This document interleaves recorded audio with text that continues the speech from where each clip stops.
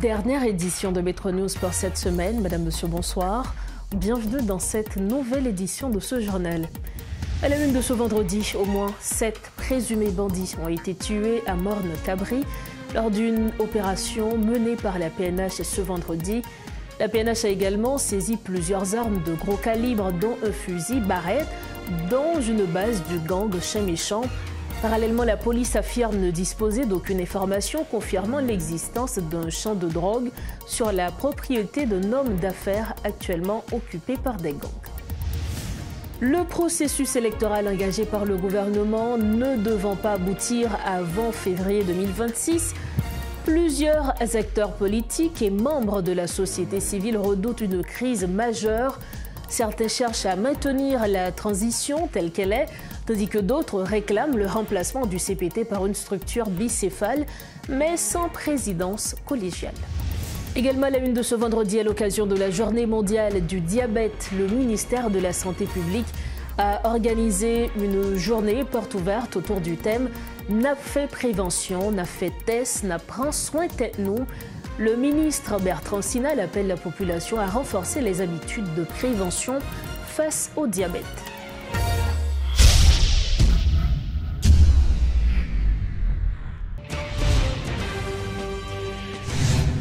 Bienvenue au développement des titres de l'actualité. Depuis ce vendredi matin, de violents affrontements entre les forces de l'ordre et des membres du gang Vivre Ensemble sont signalés dans la zone de Tabar. La police, appuyée par 3 hélicoptères, a mené une opération contre le gang des 400 Marozo, mais fait face à une forte résistance. Des maisons ont été touchées par des projectiles et plusieurs cas de blessures par balles perdues ont été enregistrés. Un exode des habitants de la zone de Tabar 27 et de celle d'autres quartiers est signalé depuis jeudi soir. Face à la dégradation rapide de la situation, des familles ont abandonné leur domicile, laissant derrière elles des biens et effets personnels afin de chercher refuge dans des zones jugées plus sûres. Au moins 7 présumés bandits ont été tués à Morne-Cabri lors d'une opération menée par la PNH ce vendredi. Les forces de l'ordre ont procédé également à la saisie de plusieurs armes de gros calibre, dont une barrette dans la base du gang Chien Méchant, souligne le porte-parole de l'institution policière Gary Desrosiers lors d'un point de presse. Par ailleurs, la PNH indique de disposer d'aucune information pour le moment concernant l'existence d'un champ de drogue sur la propriété d'un homme d'affaires actuellement occupé par des gangs. Les précisions du commissaire Gary Desrosiers. On a dit que c'était une grande mobilisation de unités spécialisées et au niveau du commandement, tu es mobilisé pour que l'opération ça est maintenue également pour que nous t'allons porter concours nous avec la population paisible qui vit dans la zone ça. Et nous connaissons depuis bien de temps son zone qui est sous tension à cause de bandits armés qui fait partie du groupe gang 400 Marozo. Opération ça a commencé depuis hier soir, il finit il y a de cela quelques minutes. Et en dit le finir, c'est pas nous mettons point final là-dedans, la continuer. Mais comme nous avons fait intervention dans plusieurs stations radio, nous étions à ce que pour que nous rencontrions la presse, pour que nous captions bon bilan partiel, parce que nous étions pratiquement, nous avons parlé avec la presse, c'était à chaud qu'une d'abord. Nous avons dit gagner plusieurs armes qui saisies lors de l'opération Sahara, dont un fusil de barrette de calibre 50, qui c'est un fusil de précision, qui était en possession de M. 400 Marozo.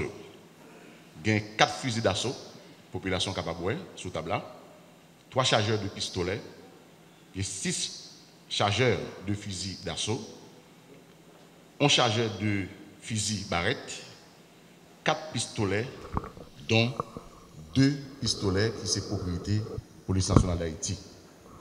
Il y a une cinquantaine de cartouches de tout calibre qui saisit lors de l'opération SAR. Cartouche 5.56, cartouche 7.62 et cartouche 12. Nous avons noté lors de l'opération ça, gagné pour Pipiti 7 présumés bandits qui blessés mortellement, avec gain qui blessés là-dedans. Autre point de l'actualité, alors que le processus électoral enclenché par le gouvernement ne va pas aboutir avant le 7 février 2026, des acteurs politiques et de la société civile expriment leurs inquiétudes face au chaos qui atteint le pays. Plusieurs responsables d'organisations politiques tentent de trouver un nouvel accord en vue de maintenir la transition dans sa forme actuelle, pendant que d'autres exigent le remplacement du CPT par une nouvelle structure bicéphale, mais sans présidence collégiale. Pour commenter l'actualité, le professeur Ronnie Desroches est avec nous. Professeur, bonsoir, merci d'être avec nous. Bonsoir Rose Berline, bonsoir aux téléspectateurs et téléspectatrices de Télémétropole. Cette semaine, plusieurs partis politiques ont proposé une solution afin d'éviter le chaos après le 7 février 2026. Ces structures proposent un exécutif bicéphale pour gouverner la transition pour une période d'1 an. Quelle est votre lecture par rapport à cette situation? Bon, je pense qu'effectivement, il y a lieu aujourd'hui d'avoir une concertation au niveau des forces politiques et aussi des différentes structures de la société civile, du secteur des affaires, pour arriver à une formule en vue du remplacement du Conseil présidentiel de transition après le 7 février. Effectivement, le décret instituant le CPT ne prévoit pas de prolongation. Au contraire, le décret interdit toute prolongation. Il y a donc lieu de prévoir une solution de rechange. Je crois que le délai prévu par cette proposition est, à mon avis, raisonnable. Je ne pense pas que nous devrions nous lancer dans une nouvelle transition de 2 ans. Je pense qu'en 1 an, on peut terminer le processus électoral qui a déjà été enclenché par le CEP actuel. Nous avons un décret électoral qui est en discussion au niveau des différents secteurs de la vie nationale. Je pense que c'est un décret qui est très valable. Il y a peut-être quelques ajustements à faire, mais cela peut certainement encadrer légalement le processus électoral. Je crois que c'est important que nous ayons quand même un minimum de continuité, même si le CPT part et qu'une autre personnalité, n'est-ce pas, remplace le CPT au niveau de l'exécutif, à la tête de l'exécutif. Il faut qu'il y ait quand même une certaine continuité. On ne peut pas repartir à zéro. Est-ce que vous croyez que la majeure partie des structures, des partis vont rejoindre cette initiative afin qu'elle soit l'initiative qui sera concrétisée justement? Bon, je pense que certainement il y aura des discussions. Tout le monde ne sera pas d'accord rapidement, mais il me semble que cette solution va dans la bonne direction. Comme je l'ai dit tout à l'heure, on ne peut pas se permettre d'avoir une nouvelle transition de 2 ans. Par ailleurs, en ce qui concerne le gouvernement, l'option, n'est-ce pas, du Premier ministre, eh bien, on peut considérer quand même l'option de garder le Premier ministre actuel ou bien de le remplacer, mais je ne pense pas non plus qu'il faille remplacer tous les ministres. Il faudrait qu'il y ait une commission qui fasse une évaluation du travail réalisé par les différents ministères et pour les ministères régaliens, pour les ministères très importants, s'ils ont commencé un travail valable, je ne vois pas de raison de les remplacer nécessairement, parce qu'il faut se dire qu'il y a toujours pour un nouveau ministre une période d'apprentissage, il y a toujours une période où le ministre doit installer son équipe, ça prend du temps et aujourd'hui, on ne peut pas perdre du temps parce que la situation est extrêmement difficile et une fois qu'il y aura quand même une certaine sécurité dans le pays, je crois qu'il faut avancer, n'est-ce pas, vers les élections. Professeur Rony Desroches, merci infiniment d'avoir répondu à nos questions. Je vous en prie. Merci encore. Voilà donc l'analyse du professeur Rony Desroches. Il était l'invité de Métro News ce soir. Merci de votre fidélité à Métro News. Le ministère de la Santé publique et de la Population a organisé ce vendredi une journée porte ouverte autour du thème « N'a fait prévention, n'a fait test, n'a prend soin tête nous » à l'occasion de la journée mondiale du diabète. Des conférences, des visites guidées, des séances de dépistage, entre autres activités, ont marqué le déroulement de cette initiative qui a réuni des écoliers, des professionnels issus d'horizons divers, ainsi que des membres de l'institution. Le MSPP se tient aux côtés de la population, souligne le ministre Bertrand Sinal, qui encourage vivement chacun à prendre des précautions et à adopter des mesures de prévention contre le diabète. Suivez ce reportage de Rodolphe Fierluy et de Guy Trichoisy. Une journée porte ouverte a été organisée ce vendredi 14 novembre au ministère de la Santé publique et de la Population à l'occasion de la journée mondiale du diabète, en vue de continuer à sensibiliser des membres de la population sur cette maladie, notamment les préventions et les précautions, explique le docteur Bertrand Sinal. Pour les gens qui ne sont pas diabétiques, nous encourageons même statia dans ce sens. Nous avons fait prévention et puis nous avons fait test dépistage. Et pour les gens qui sont diabétiques, on continue à prendre soin de tête. Nous prenons soin de tête, nous voulons dire, nous vivons avec discipline pendant que nous avons adopté bon comportement pour ne pas tomber dans les complications maladie cabane. Je dis, je encourage tout le monde dans la population pour adopter bonne habitude pour la santé, pour éviter le diabète. Bonne habitude dans la vie, c'est des simples changements au capoter dans le comportement. Tant que manger, ça qui est bon pour la santé. Faire exercice physique chaque jour. Diminuer quantité sucre, quantité sel, et graisse dans manger ou à manger. Et puis, elle fait test prévention contre maladie sick. Il y a un pile monde qui est diabétique sans pas même connaître. Il y a un petit test simple qui a sauvé la vie. Des conférences débats, des échanges entre les membres du MSPP, des écoliers et des professionnels issus d'horizons différents ont marqué cette journée réalisée au local de l'institution. Le docteur en a profité pour prodiguer des conseils à ceux qui sont atteints de la maladie et à ceux qui ne le sont pas encore. Vivre avec maladie sick, c'est un défi parce qu'il demande discipline, il demande effort sur le corps, il demande tout pour suivre le traitement Jean-Docteur Mandola. En même temps, tout, c'est une expérience qui fait me comprendre plus combien santé, c'est plus grande richesse. Il y a un monde qui a gagné dans la vie.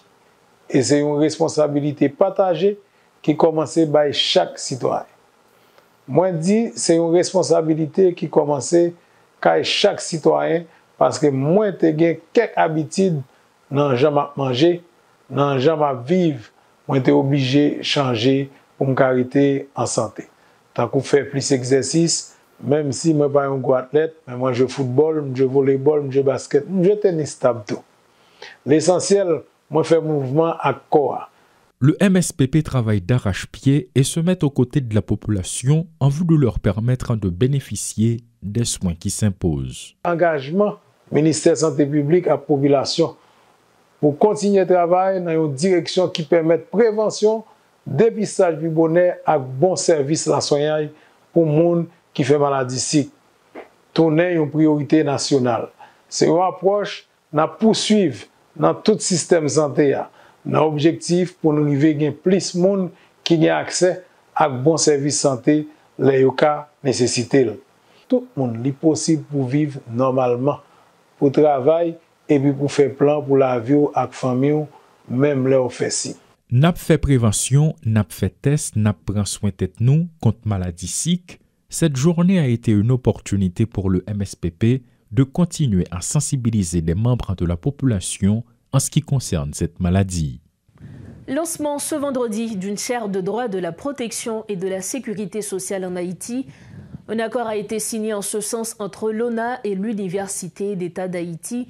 Cette initiative vise à doter le pays d'un espace académique de haut niveau, capable de former des spécialistes et de structurer un champ disciplinaire jusqu'ici fragmenté selon ses principaux instigateurs. Dans leur discours de circonstance, le directeur général de l'ONA, Ronald Basile, et le recteur de l'UEH, Dieuseul Prédélus, ont souligné la nécessité d'investir dans la formation des professionnels, une étape fondamentale pour le renforcement de la gouvernance du système de protection sociale dans le pays. Tour à tour, le directeur général de l'ONA et le recteur de l'UEH. 60 ans de lutte, de construction institutionnelle, d'efforts constants au service des travailleuses et travailleurs de la nation. Pour marquer ces 60 ans, nous posons un jalon décisif d'inauguration de la chaire de loi de la protection et de la sécurité sociale. En partenariat avec l'Université d'État d'Haïti, ce que nous accomplissons aujourd'hui dépasse largement un simple protocole. Nous lançons un outil de transformation, une plateforme nationale de réflexion, un instrument de modernisation sociale. Nous ouvrons une nouvelle ère. Aujourd'hui, plus que jamais, l'Université d'État d'Haïti se révèle une véritable colonne vertébrale de la République. Monsieur le recteur Dieuseul Prédélus, votre soutien a été déterminant. Vous n'avez pas seulement validé un partenariat administratif, vous avez porté une vision, encouragé une ambition, donné un souffle académique puissant à notre projet. Votre compréhension du rôle fondamental du savoir dans la construction de l'État social moderne fait de vous un acteur majeur de cette chaire. Recevez ici l'expression de gratitude la plus sincère. Monsieur le doyen Eugène Pierre-Louis, votre implication dès le premier instant, votre rigueur intellectuelle, votre sens du service public universitaire ont été essentiels. Vous avez su nous aider avec élégance et détermination à transformer une idée en projet, puis un projet en réalité vivante. Nous tenons à vous adresser un hommage particulier au nom de l'ONA et au nom de tous ceux qui croient en cette chaire. Mesdames, Messieurs, notre système de protection et de sécurité sociale est paradoxalement l'un des domaines les plus connus, mais les plus mal compris. Idées préconçues, confusion, amalgame affaiblissent la confiance, sapent la solidarité et empêchent une vision cohérente malgré le fait que la Constitution de 1987 proclame l'universalité de la protection et de la sécurité sociale. Cette chaire a donc pour mission de lutter contre les idées préconçues, offrir une vision globale du système, renforcer les capacités nationales, accompagner les réformes sociales, bâtir une véritable culture scientifique de la protection et de la sécurité sociale et moderniser l'action publique. Elle poursuit un objectif majeur, renforcer la capacité du pays à construire un système de protection et de sécurité sociale inclusif, durable et adapté aux réalités nationales. Elle le fera à travers 6 axes. Formation à plusieurs niveaux universitaires, promotion de la recherche scientifique et de l'innovation, offre d'un espace d'échange entre académiques, praticiens et décideurs, développement de stratégies pour élargir la couverture de protection et de sécurité sociale, construction de partenariats nationaux et internationaux, apport d'un appui technique spécialisé aux institutions publiques et aux organisations de la société civile. La collectivité se voit privée du taxes et de cotisations sociales essentielles à son développement. Tout porte à croire que la protection et la sécurité sociale en Haïti demeurent sempiternellement en chantier et rencontrent de nombreux obstacles d'ordre socio-économique, culturel et cognitif. Face à ce constat, à la fois sidérant et alarmant, il convient de poser une série de préoccupations essentielles. Quel modèle social Haïti devrait-elle adopter au regard de son contexte socio-économique particulier? Est-il possible de s'inspirer d'autres modèles régionaux ou encore devrions-nous développer un modèle original qui tienne compte de la spécificité de notre formation sociale? Comment mettre à l'abri des risques sociaux les catégories les plus vulnérables, les enfants, les personnes en situation de handicap et les personnes âgées. Nous arrivons au terme de cette édition de Métro News. Avant de partir, le rappel des titres à la une. Au moins 7 présumés bandits ont été tués à Morne-à-Cabri lors d'une opération menée par la PNH ce vendredi. La PNH a également saisi plusieurs armes de gros calibre, dont un fusil Barrett, dans une base du gang chez Méchant. Parallèlement, la police affirme ne disposer d'aucune information confirmant l'existence d'un champ de drogue sur la propriété d'un homme d'affaires actuellement occupé par des gangs. Le processus électoral engagé par le gouvernement ne devant pas aboutir avant février 2026, plusieurs acteurs politiques et membres de la société civile redoutent une crise majeure. Certains cherchent à maintenir la transition telle qu'elle est, tandis que d'autres réclament le remplacement du CPT par une structure bicéphale, mais sans présidence collégiale.